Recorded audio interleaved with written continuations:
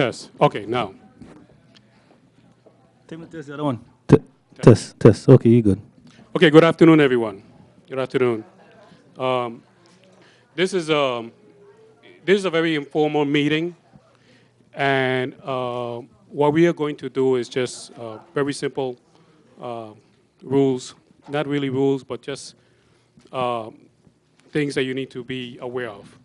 Just in case, restrooms are, as soon as you walk out this door, to your right-hand side. If there is a list going around, if you want to talk, just put your name on the list.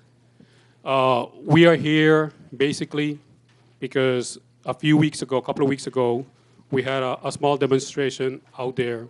But unfortunately, certain members of that demonstration weren't heard. And that's basically some of the mothers that were there at that time who have lost their loved ones, be it son, be it daughter, whoever. They wanted to speak out. So we decided, with the help of Aisha, am I pronouncing that right? Yeah. Aisha. With her help, we decided we put this together.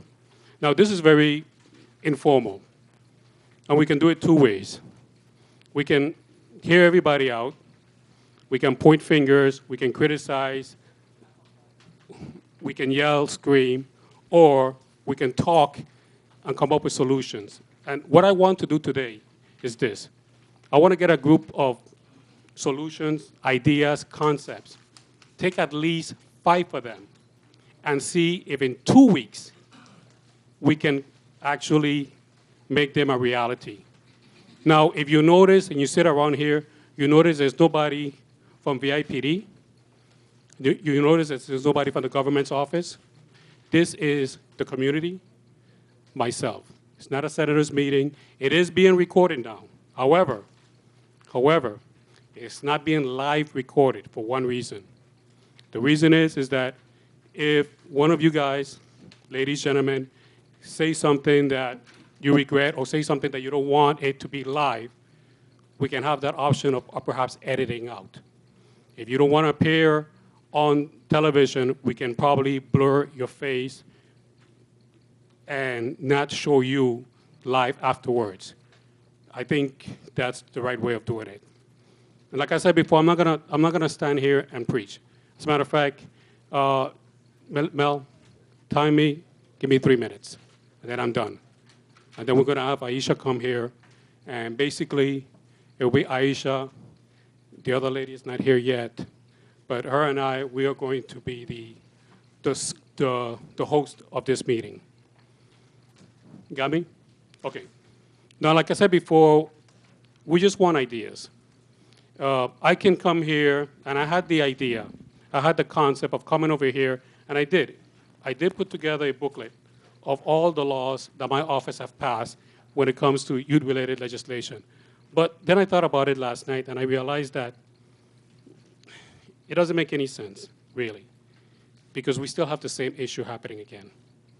We can put 1,000 laws in the book, and if they're not being implemented, it's not going to help us at all. So what we want to do here is, like I said before, let's have a discussion. Let's have at least 5 ideas, 5 concepts, 5 that we can actually turn into a reality 2 weeks from now.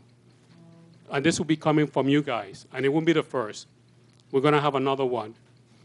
One thing that I noticed is that even though this was stated on the radio, I really don't see too many young people here. We are young at heart, but if you know what I mean, I would have loved to see somebody from the younger generation to at least come and give us their point of view. And perhaps our next meeting besides her. Sorry, you are young. I apologize.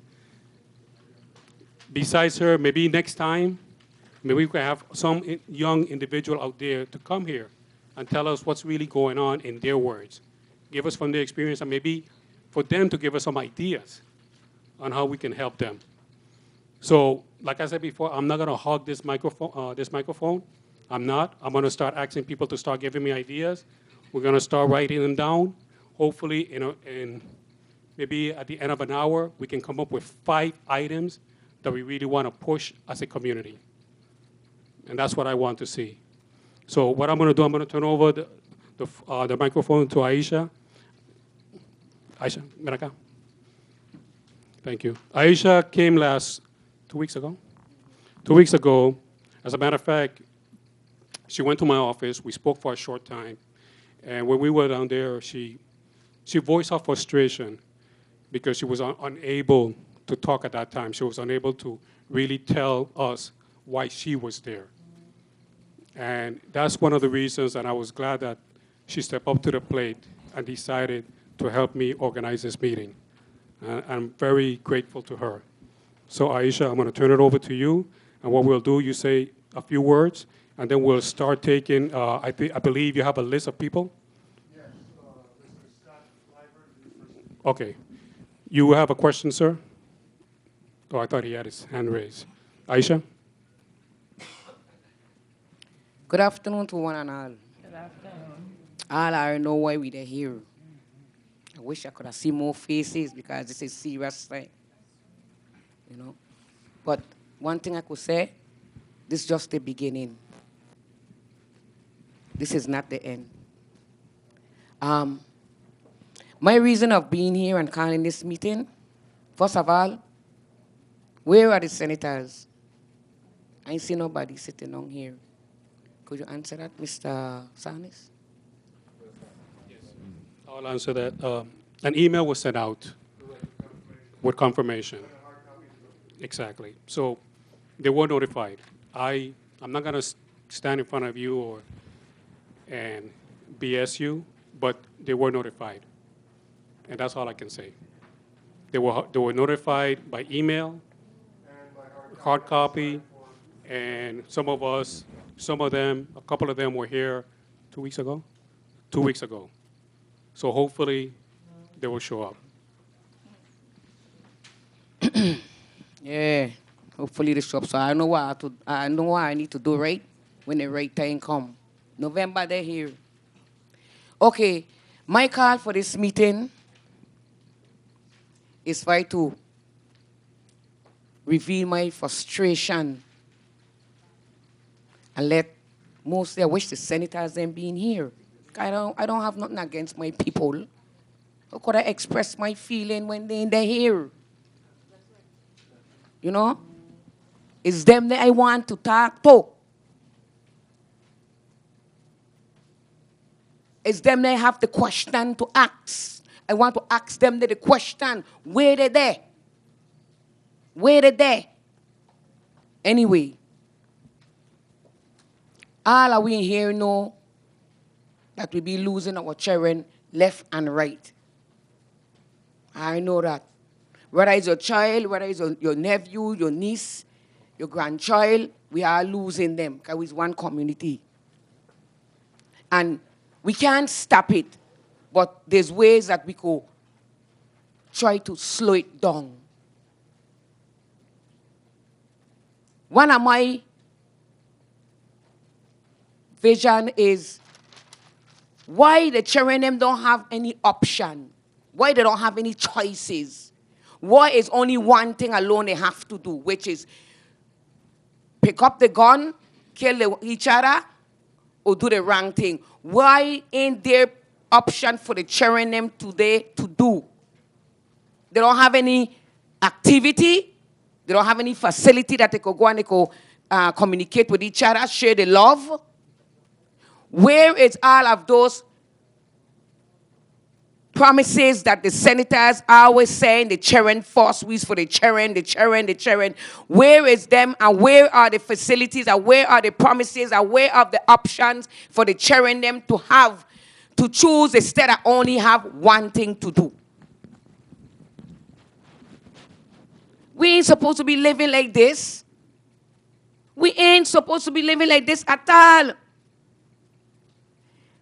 I is Aisha, beautiful Aisha. I guess everybody here know me. My real name is Marilyn Hodge. And I am the sister that, with my committee, have the program, Our Loved Ones Are Alive in Our Heart, which we had it the other day, on the 9th of April. And it hurt me. It bothered me that when I have to prepare the board of the loved ones and every year add more, Watch the innocent faces that I be placing on the board and knowing that they no longer are wrong. Why? They're confused. They've been misled. They don't know where they was going. And then I find that we fail our children them. The community and the senators them. Community, the reason why I say we fail them, we sit back. We didn't stand up for their rights. We didn't stand up and look forward and make sure that they get what they was to get, or they come to a position where they could be proud of themselves. We sit back and just let what be. And then the senators them, I don't know if they don't. I don't know if any one of them ever lost a loved one. Because when I lay down in my bed and I heard a loved one get shot down in the street, a youth or a young one, I can't sleep. And I don't know if they could sleep. Because we don't hear from them. We hear about every other thing except for how we could save our children them. I can't understand that. I know so many children that I put on so many youths that I will last, that I put on that board, that gone, that voted for senators here. They voted for them. They went and they put the X and the name and they voted for them, and what we get? Nothing in return. So watch now. We there here today to make sure that what we want, we get. And I don't want nobody to tell me, I'm not senator to be promised me nothing more.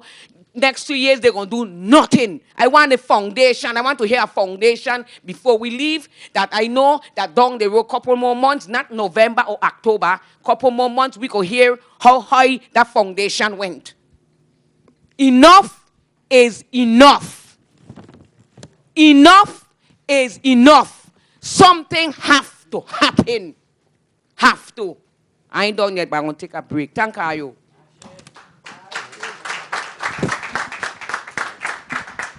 Thank you. The next person in line. No, you can speak from there. Yeah, Mr. Library. Yeah, Mr. Liebert. Yes. No, hold on. Let me stand up. Mr. Liebert, can you make? No, he's good. No, he's good. He's good. I go. Okay.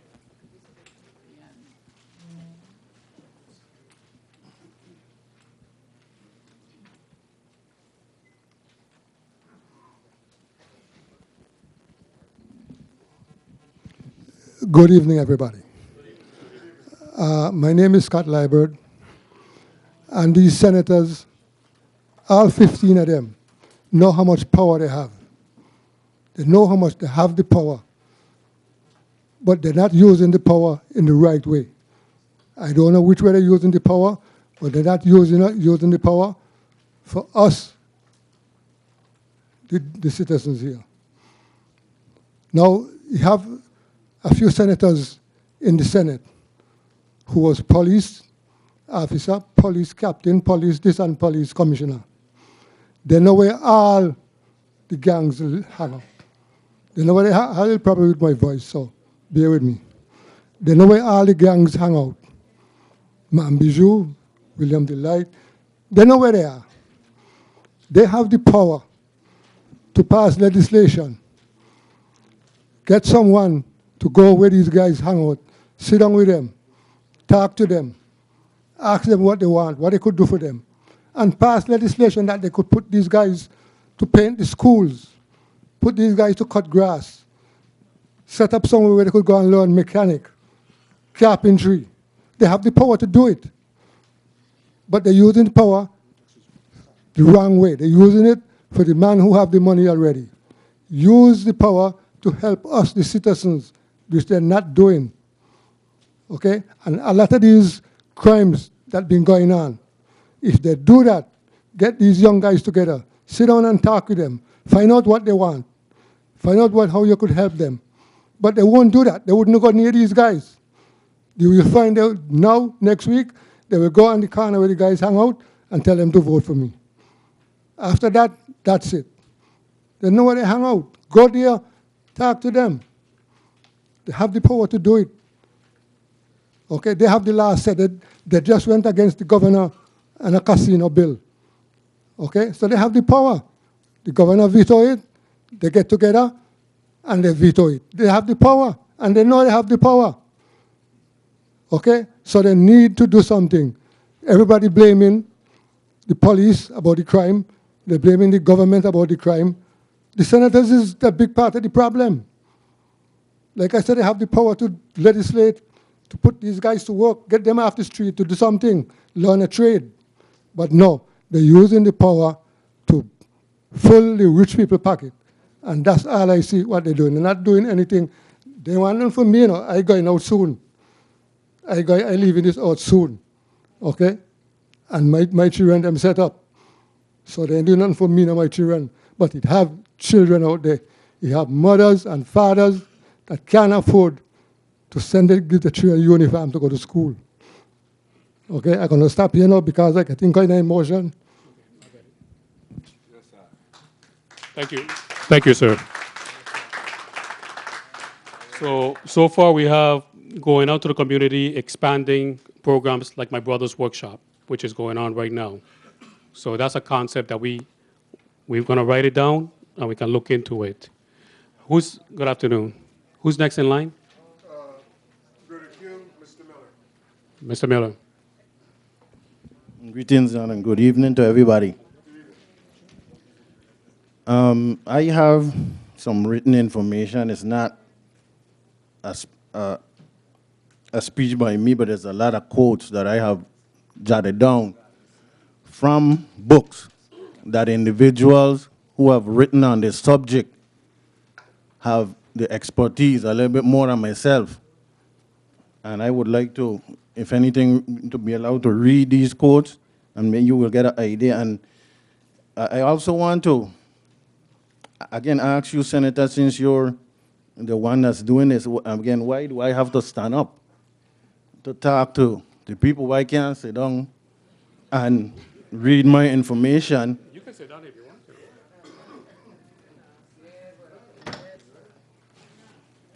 But I need a table. Where we can't use up here. This what we pay for this, you know. So Use that table over there so you can face us. this one? Yeah. No, my intention again is to give recommendations because my last, I have about 4 pages, 5 pages, and the last set is recommendations. I have some recommendations, but I believe that we need to give a historical background on how this situation came about, that we're dealing with crime, criminal activities in our community. And this is the reason why I'm asking that, I could read some of these quotes. First of all, let me say that I am an educator here in the territory, and I have educated students in my 27 years, roughly.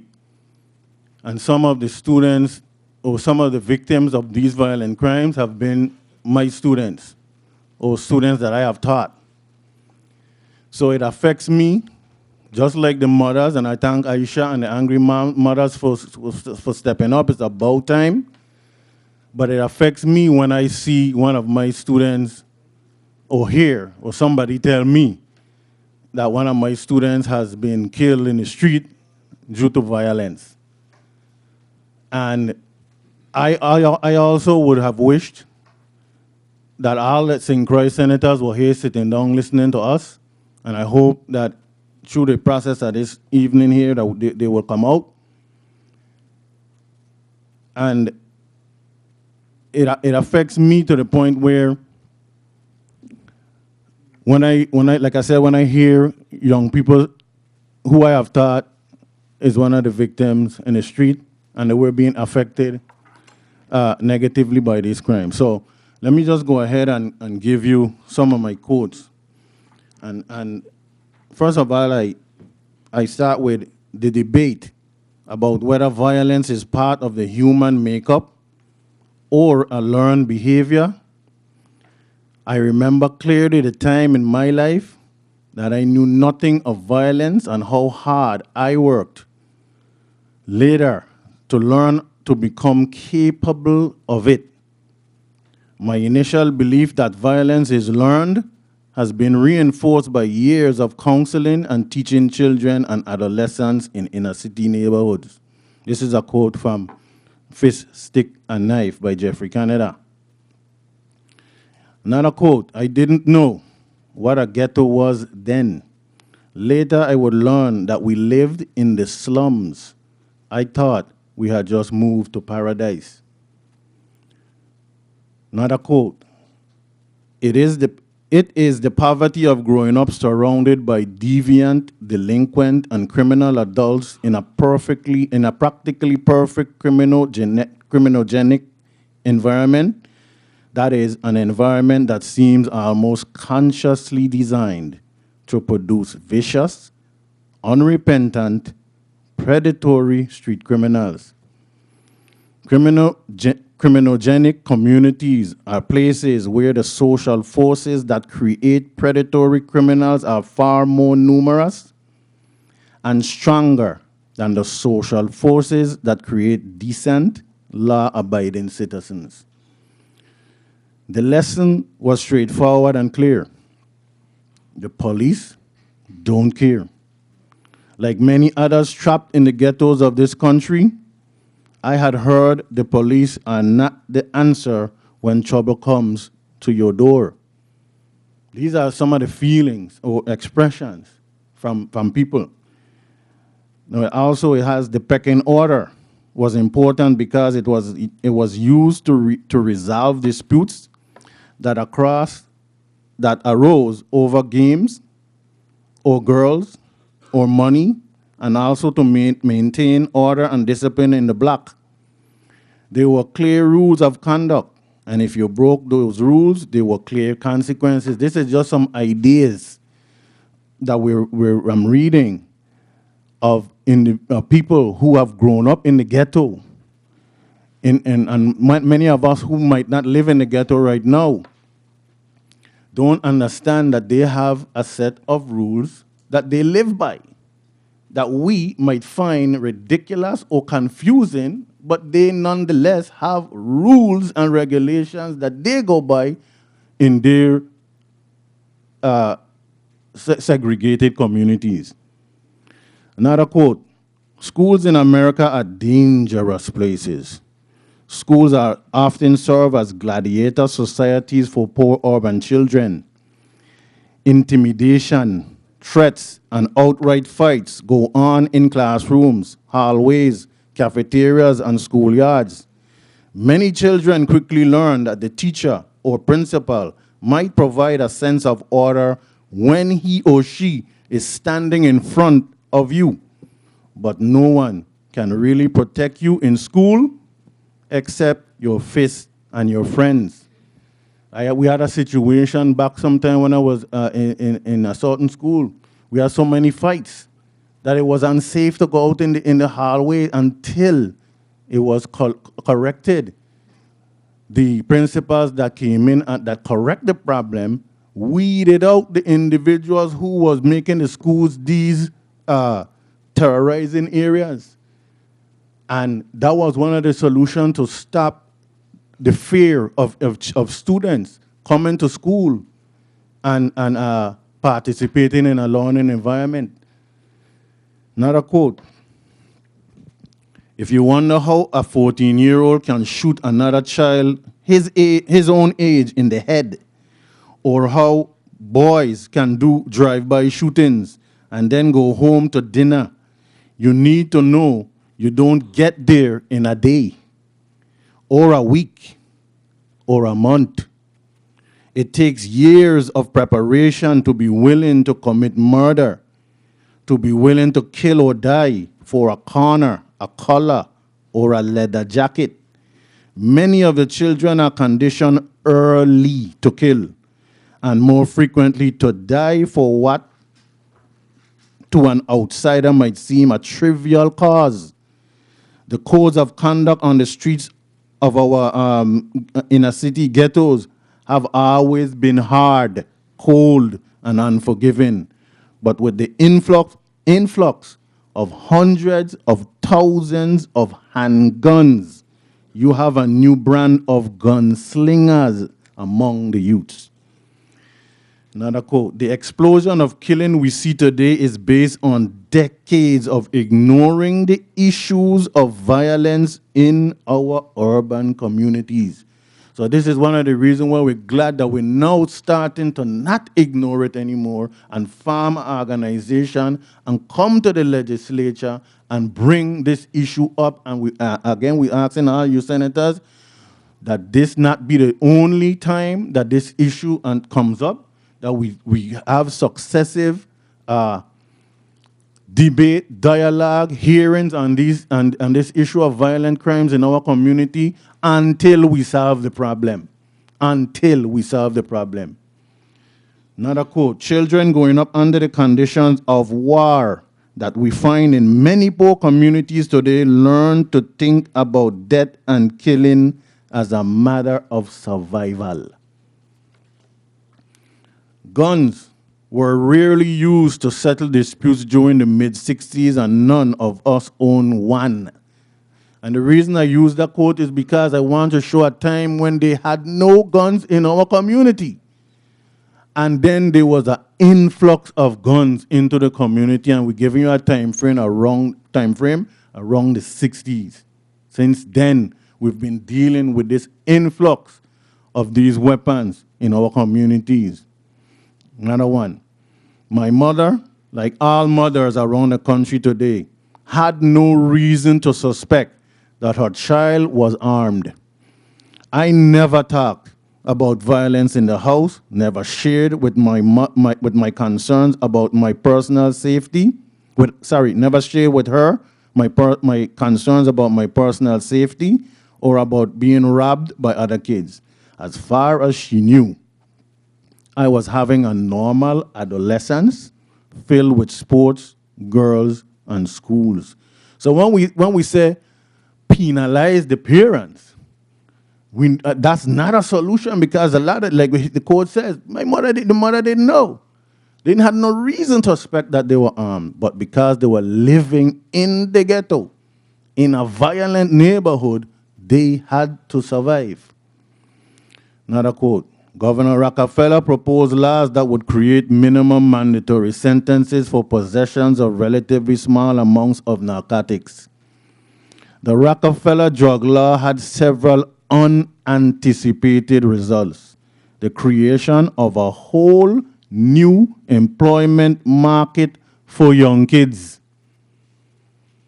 Once that, again, this is the importance of making the proper laws to solve our problems. When we think that more and harsher law is a solution, it's not necessarily the solution. All they did is shift. The adults were committing the crime, and once the adults realized that they were no longer going to be, if they use children, that the children would be, the adults won't be held, go to jail, they use the children. And that is how our children became the gunslingers in our community, because of legislation like that.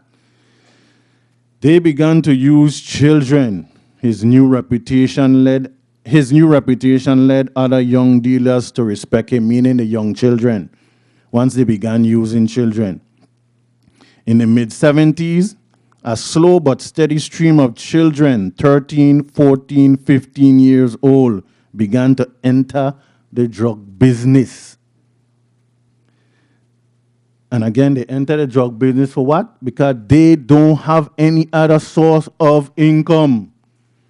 There's nothing coming to them for them to be productive. So the only thing that was left was the drugs and the gun life.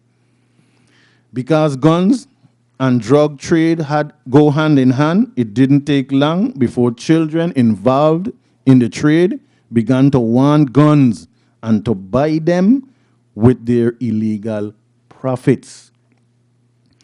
Guns didn't become commonplace among the young until crack use became epidemic in the 80s. Slowly at first, and then with more and more frequency, young people in and out of the drug trade began to arm themselves. The handgun had replaced the fist or knife as the weapon of choice. Kids with guns often see no limits on their power. Too often today, kids with guns experience the limits of their power only when they are dying. The mindset of these children growing up in these communities, once they get a gun in their hand, they get a sense of power. And with that sense of power, they don't believe, of course, because of the youth, that anything gonna happen to them. So the only time they really realize or it hits them is at the time of death. Hold that thought a minute, okay? Because what we're going to do is we're going to interject with somebody and then come back to you, if you don't mind. No problem. Okay. I just want to recap so far what we have. From Aisha, the same thing that you mentioned in terms of having more community meetings like this. That was the first suggestion. From Mr. Liebert, when you mentioned about going out there, talking to these individuals in the corners, you sort of described my brother's workshop. So what I put down here, the expansion of my brother's workshop. So that's basically on your line of thinking. When you mentioned weeding out disruptive behavior in school, more parental involvement, and the one last thing that you mentioned, instead of just summer employment only, year-round employment for the youth. I believe that was one of the concepts that you mentioned. So give me one chance. We're going to let somebody else talk, and then we'll come back to you. Who's next on line?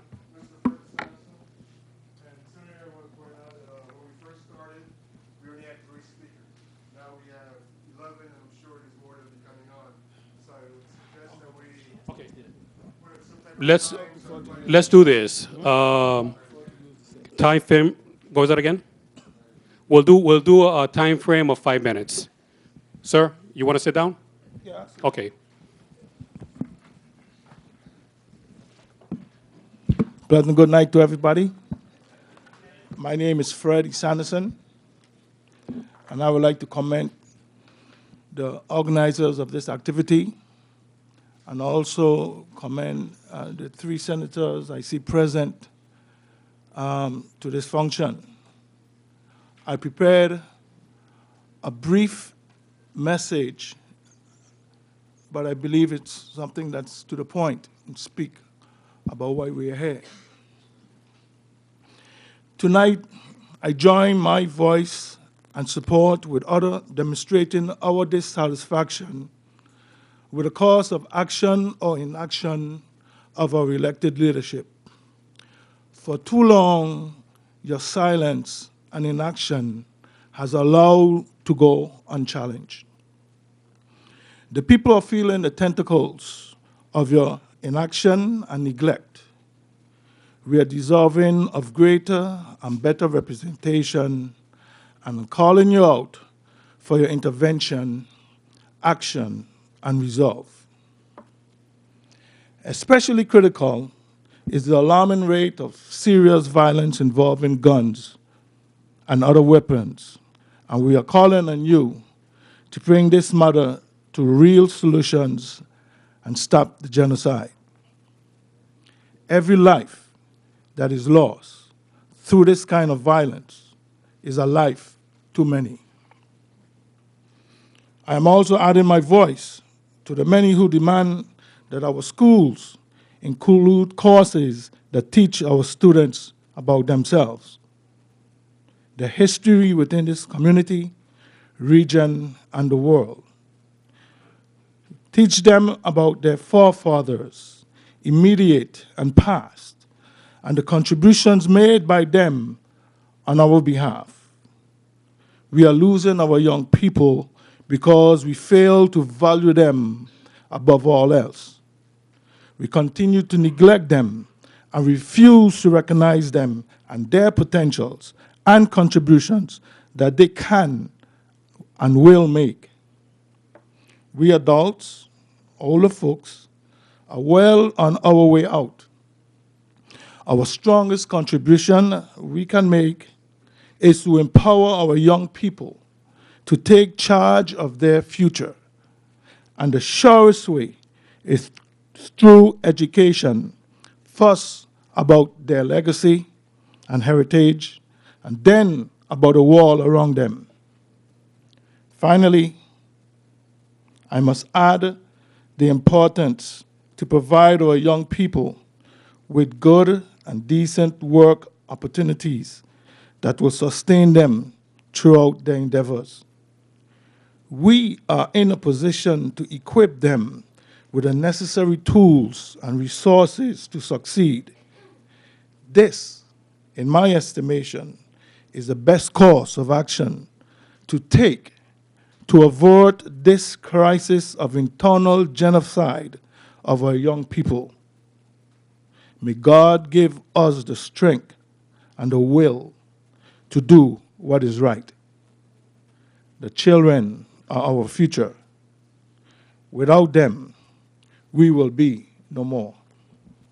Thank you. Thank you.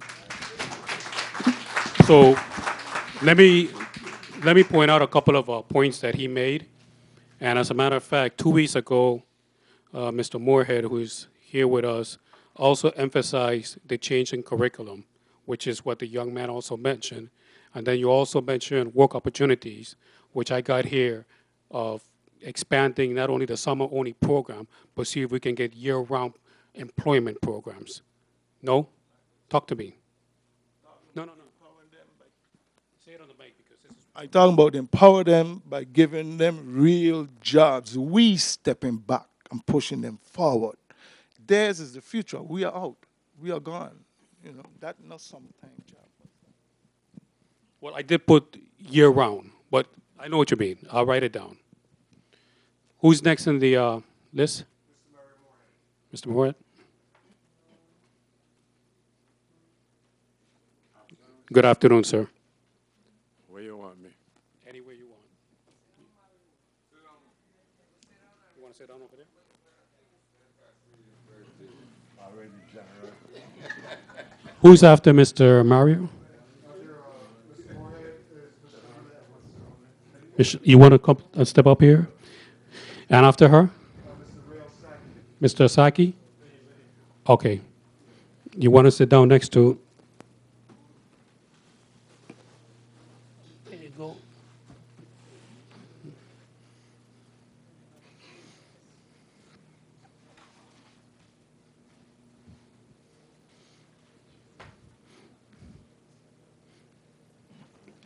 You have the floor, sir. Good afternoon. Good afternoon.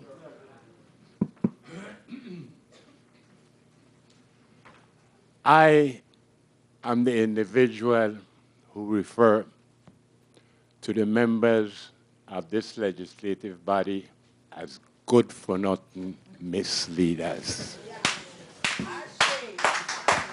Ashe.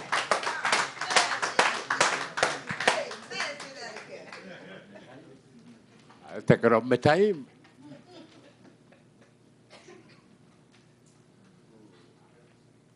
This month makes 372 years since Europeans brought our ancestors here as captives and then made them enslaved laborers. I am trying to point out,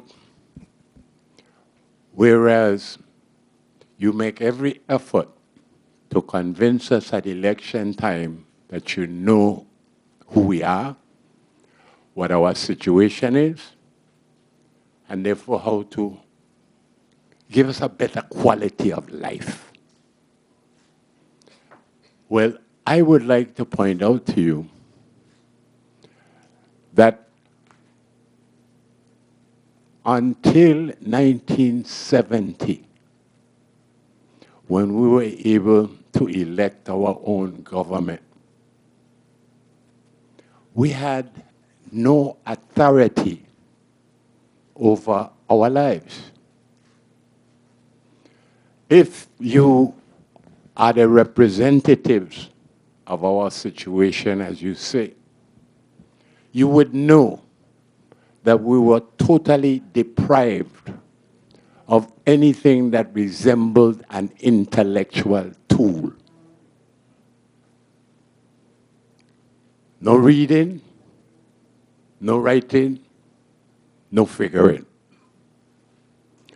But it doesn't take a whole lot of figuring to realize that we're talking about some 300 years of providing for them and those who dominated us without being able to improve our situation. Here you come. You're going to run things. But what is it that you have been doing for us? You have stepped into the shoes of those same European and American